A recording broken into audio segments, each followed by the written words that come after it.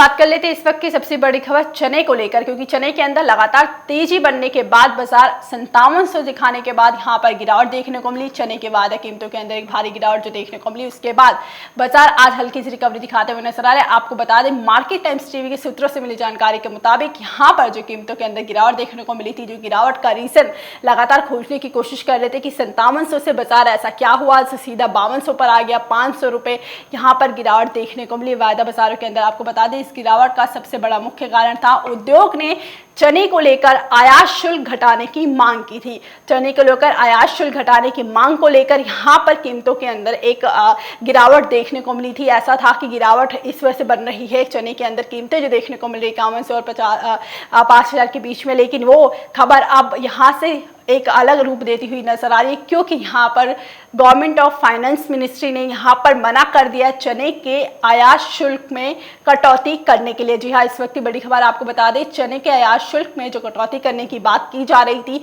उसके लिए finance ministry ने मना कर दिया है, उसके लिए इनकार कर दिया है। और अब यहाँ पर जो कीमतें देखने को मिलेंगी, एक अच्छी तेजी दिखाता हुआ नजर आ सकता है। फिर से चना जो 6000 के करीब जाता जाता रुक गया था, अब वो चना 6000 के बेहद करीब जाता हुआ नजर आएगा, क्योंकि आज शाम के कारोबारी सत्र में बाजारों के अंदर फिर से रिकवरी देखने को मिली और चने के अंदर तेजी बन सकती है। मार्केट टाइम्स टीवी के सूत्रों के मुताबिक, सरकारी सूत्रों के मुताबिक जो जानकारी मिली है, हम आप तक पहुंचा रहे हैं। चने के अंदर एक और अच्छी तेजी बनती हुई नजर आएगी।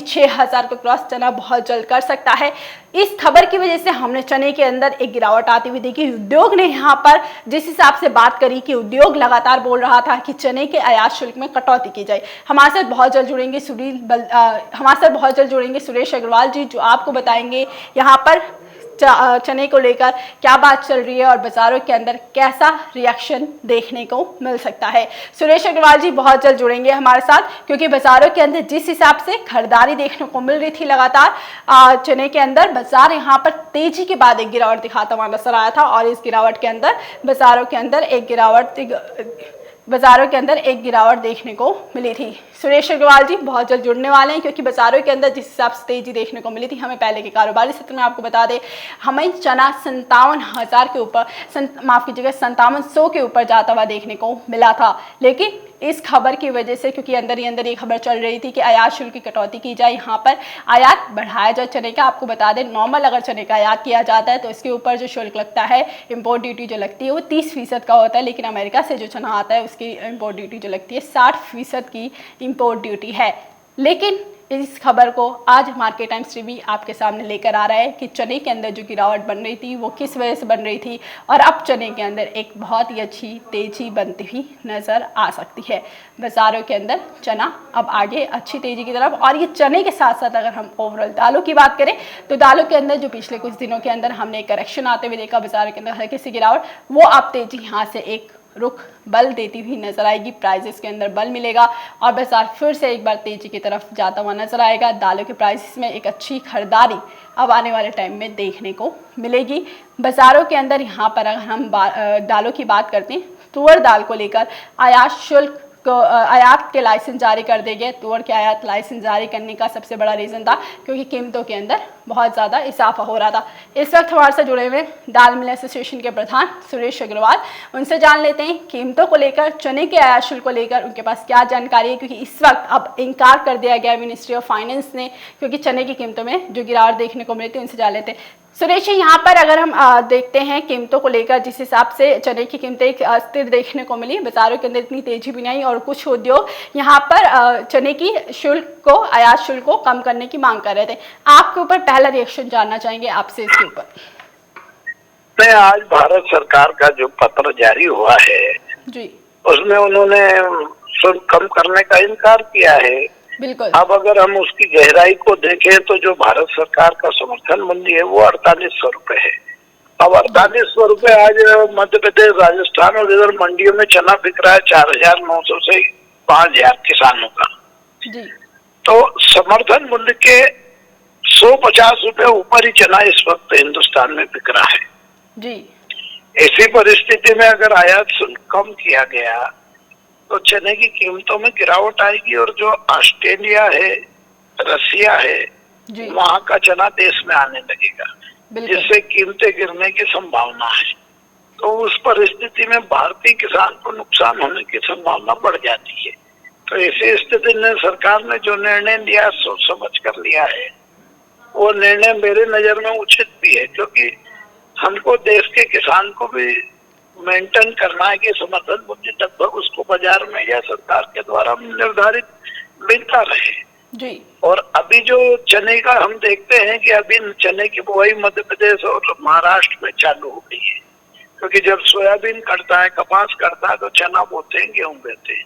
तो उस परिस्थिति में जनवरी में नया चना कर्नाटक और महाराष्ट्र का आने लग जाएगा 2 महीने बाद जी।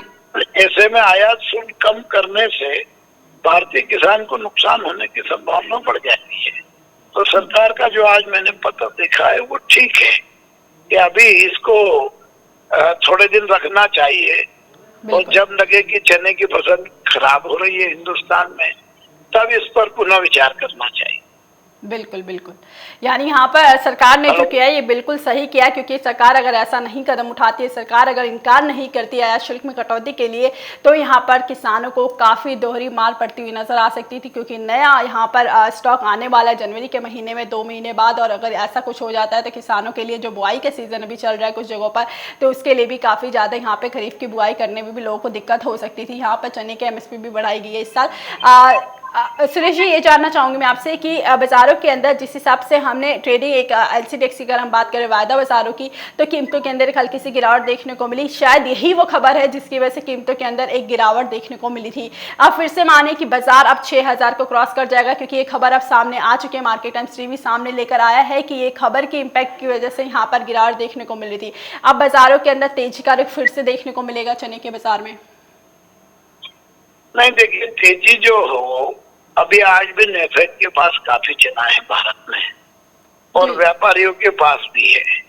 दूसरा, अभी जो दूसरी दालों का विकल्प है और उन सबके समकक्ष अगर ये वायदा बाजार में ऊपर नीचे जाता है, तो वायदा बाजार का तो एक काम ही रहता है कि रोज ऊपर करना, नीचे करना, फिर ऊपर करना, फिर नीचे करना जी। तो इसको वायदे से लिंक ना करें, क्योंकि वायदा तो एक अलग अपने हिसाब से चुनिंदा कुछ लोगों का ये व्यापार है।